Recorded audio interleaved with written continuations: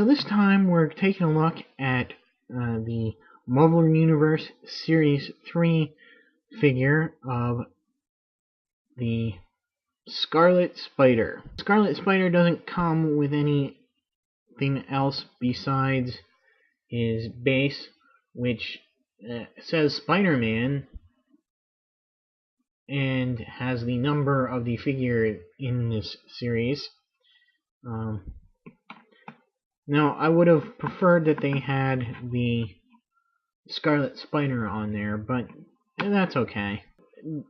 For me, the Scarlet Spider was kind of a newer character.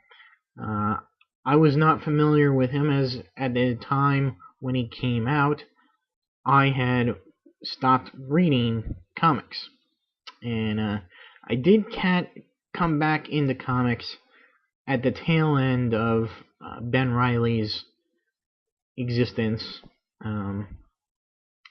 just in time to see him die. I really missed the whole clone saga. Although I have been getting the trades that reprint all the issues of that storyline. Although I heard it was bad, it's not as bad as I thought it was going to be. I've read much worse. So anyway, enough about that little history of me and the Scarlet Spider. On to the figure. I'm very mixed about this figure.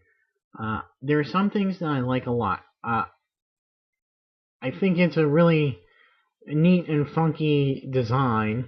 To have this sort of sweatshirt hoodie over just the regular red Spider-Man outfit with the web shooters on the outside, the web belt on the outside, and these little ankle thingies. Very 90s. There are also parts of the figure that annoy me to no end.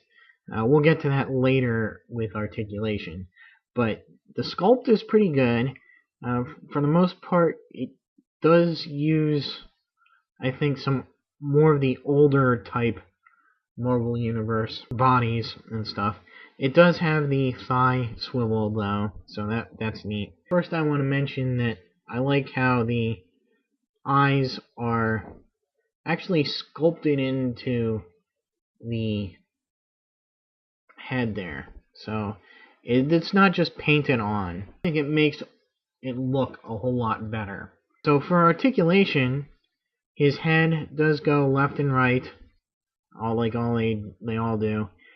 Doesn't really move up and down. He's pretty much, oh, there we go, slight up and down, barely perceptible, unfortunately. With Spider-Man, it would be nice to get him into some nice, looking poses, where he's looking up, or since he's upside down, and he actually comes in the package upside down, like he was hanging from a web. Anyway, so the arm, even with the sleeveless hoodie, giving it a little bit of more plastic there.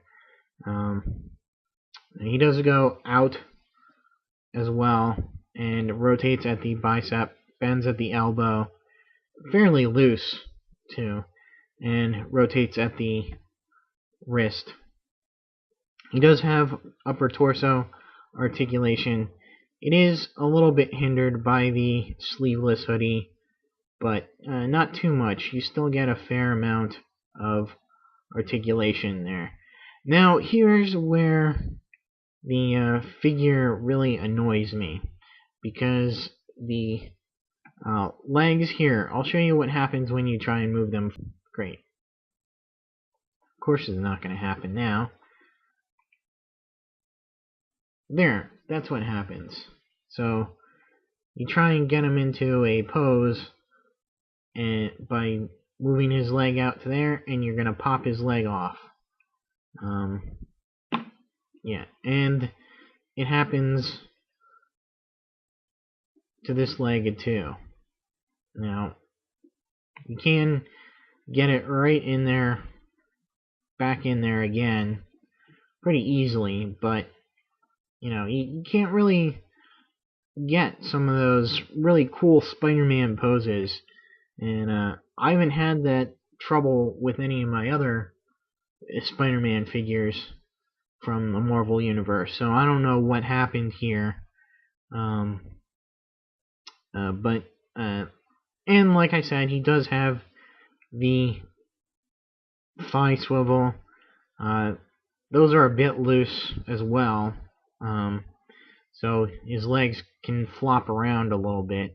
He's got double knee joints, and his ankles, however, are very stiff, and they should bend forward and back as well as rotate, but I can't bend either of them, and I don't want to force it too much and break the foot off, because unlike the joint at the hip, I don't think I'll be able to fix that as easily.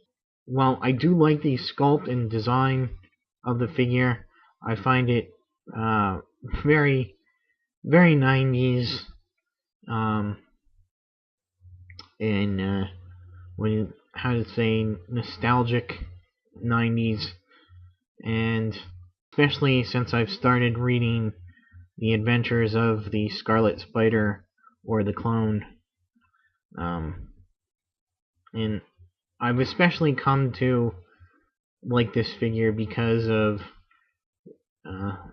my reading those old Clone Saga stories for the first time. And so if you're a big Spider-Man fan, this guy is a pretty cool addition, but if you're just a general Marvel Universe fan, I would stay away from him. He's not really necessary. There are plenty of other better Spider-Man Marvel Universe figures out there. And that's actually going to be it for my out-of-package reviews for figures from this wave. For the simple fact that I haven't decided whether I want to keep them or not. Stay tuned for some more reviews, and until my next video, I'll see you.